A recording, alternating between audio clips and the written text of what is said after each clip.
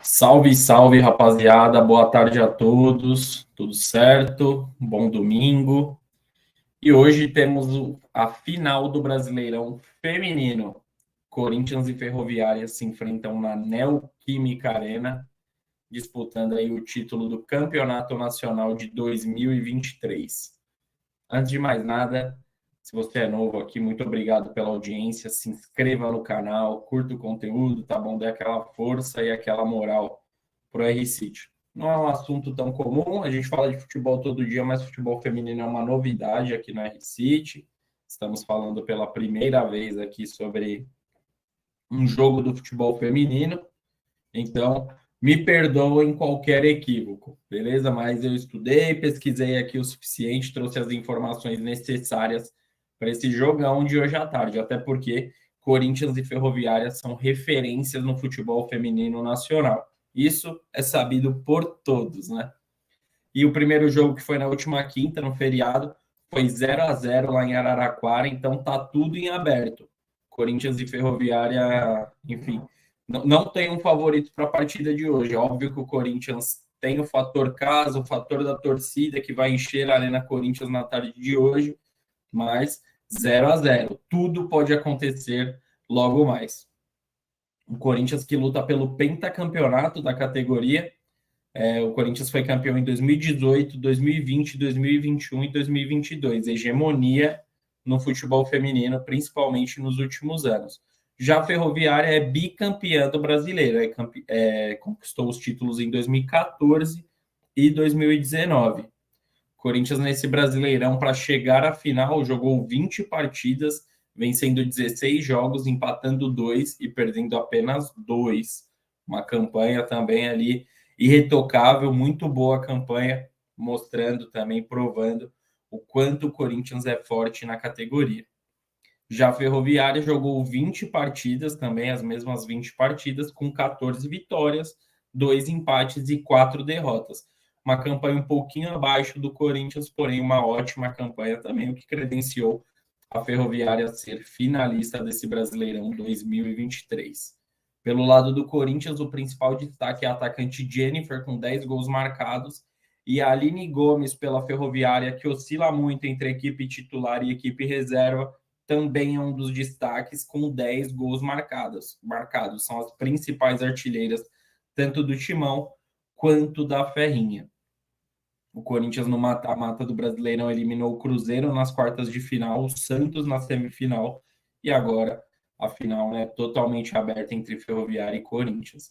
Já a Ferroviária eliminou o Inter de Porto Alegre nas quartas de final e o São Paulo na semifinal. Também tirou grandes adversários, assim como o Corinthians. Então são duas equipes que merecem muito estar nessa final, até porque tiveram grandes partidas para chegar nesse ponto alto da competição, na decisão do Campeonato Brasileiro Feminino, que é muito legal porque agora está tendo essa visibilidade do futebol feminino, esse investimento maior no futebol feminino. Óbvio que nem se compara com investimentos que existem no futebol masculino, mas o futebol feminino, por exemplo, hoje vai ter uma transmissão em TV aberta. A Rede Globo vai transmitir a partida final do Brasileirão Feminino. Não transmitiu o Brasileirão de uma maneira geral, porém a decisão será transmitida. É um começo, então daqui a uns anos, creio que o futebol feminino terá uma visibilidade maior na TV aberta. Na TV fechada já está tendo seu espaço, e na TV aberta está dando seus passinhos ali para quem sabe daqui a um tempo. Isso é difícil, leva muitos anos, existe muito preconceito ainda, mas daqui a alguns anos tudo indica que o futebol feminino e o futebol masculino terão que dividir espaço ali. Tem espaço para todo mundo, hoje tem muito canal de TV, muito streaming, mas tudo indica que daqui a alguns anos será dividido ali futebol feminino e futebol masculino, porque a categoria, né, o futebol feminino está, cada ano que passa, está ganhando seu espaço na modalidade. E nos últimos 5 confrontos entre Corinthians e Ferroviária, são 2 vitórias do Corinthians, 2 empates e 1 vitória da Ferroviária. Então, o Corinthians, no retrospecto recente, vem tendo uma melhor campanha. E pelo lado do Corinthians, o Arthur Elias é uma das últimas partidas dele no comando do Corinthians. Ele vai assumir a seleção brasileira feminina depois da saída da Pia. O Arthur Elias, treinador do Corinthians, foi contratado para a seleção, vem fazendo um maravilhoso trabalho pelo Corinthians e por méritos, por muita competência por parte dele, ele vai assumir a seleção brasileira feminina e chega no ponto alto do futebol feminino, né? Comandar uma seleção. Então, parabéns para o Arthur Elias. E o provável Corinthians para hoje, as minas corintianas vêm com Lele, Catiúcia, Marisa, Yasmin, Belinha e Tamires. Duda Sampaio, Jaque Ribeiro e o trio de ataque com Jennifer, Vitória Albuquerque e Gabi Portilho. Já a Ferroviária vem com Luciana, Mônica Bittencourt, Dai Silva, Luana Sartório e Jéssica. Barrinha, Raquel Domingues, Milena Carioca e Suzana Pires. E a dupla de ataque com Eudmila e Lari.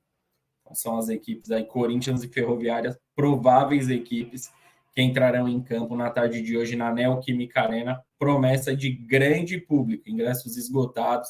Então, o estádio do Timão terá um grande público para essa decisão do Brasileirão Feminino, que mostra mais um ponto, que mostra que a modalidade está sendo observada por muitos, né? Lotar um estádio de 40 mil pessoas em um jogo de futebol feminino, há alguns anos atrás era algo inimaginável e ultimamente vem se tornando comum, principalmente nessas partidas de mata-mata, nessas partidas decisivas.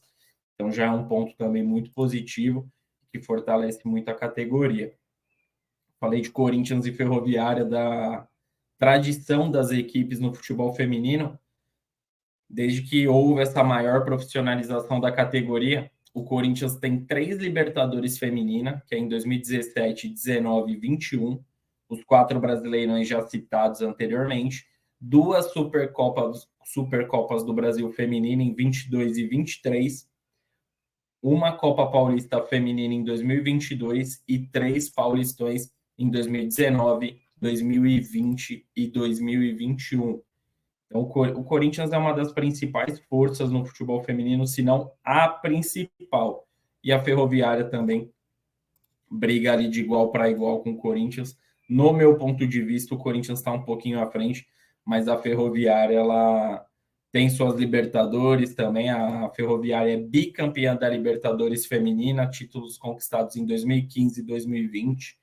Uma Copa do Brasil de futebol feminino em 2014, 2 Brasileirões femininos em 2014 e 2019 e 3 Paulistões femininos em 2004, 2005 e 2013. A hegemonia da Ferroviária foi há uns anos atrás. Recentemente, a Ferroviária conquistou uma Libertadores, mas o Corinthians, em questão de quantidade de títulos, vive um momento melhor do que a própria Ferroviária. Mas, enfim, são 2 equipes que merecem muito respeito na categoria e merecem aplausos, né, pelo investimento tanto de Corinthians, tanto de Ferroviária, que acreditou na modalidade e com os anos passando mostra que Corinthians e Ferroviária tinham toda a razão e o investimento valeu e valerá ainda muito mais a pena. Só um palpitezinho rápido, eu acho que Corinthians é favorito pelo fator casa, pelo momento que o Corinthians vive na temporada, pelo retrospecto recente das minas corintianas contra as minas da Ferroviária. Então, acho que o Corinthians leva um favoritismo e garante mais um título do campeonato feminino, do Campeonato Brasileiro Feminino, e o Corinthians chegará ao pentacampeonato. Essa é a minha opinião.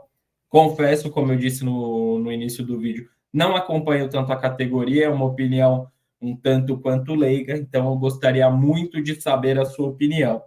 Quem leva melhor, Corinthians ou Ferroviária? Comente aqui, tá bom? Deixe o seu like no vídeo, se inscreva, compartilhe. E é isso, rapaziada. Um grande domingo a todos, um grande abraço e até a próxima. Tamo junto!